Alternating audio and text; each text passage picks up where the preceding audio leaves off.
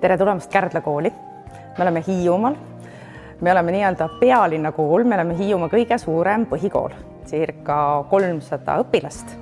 Kooli ajalugu on pikaaegne, alates Kärdla Kalevivabrikust, meil circa 193 aastat, aga me oleme praegu täiesti tuttuues koolimajas, see ehitati Muruplatsile ja ikka sellepärast, et päriselt ka uuenenud õpikäsitlust ellu viia. Seinad üksi ei õpeta, õpetavad inimesed, aga tegelikult seinad ikkagi suunavad. Või siis, et kui seina ees ei ole, siis saabki avatult õpetada. Mida me oleme juurde saanud, on erinevad võimalused õppida ja õpetada. Kas trepistikul, avatud ruumis.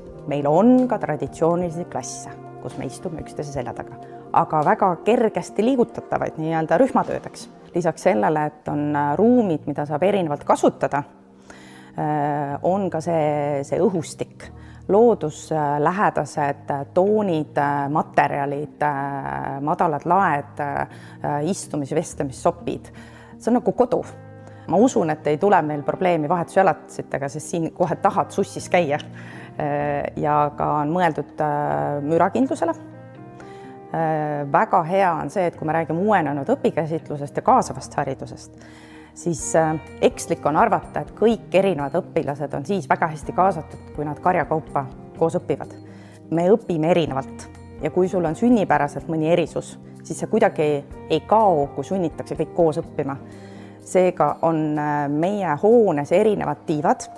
Üks tiib ongi eraldi kas väike rühmadele või lihtsustatud õppekava lastele. Nad on nii-öelda suure koolimaja küljes, oma sissepääsuga, õppimiseks on eraldi ruumid, aga sotsiaalseks suhtluseks nad on üks osa meist.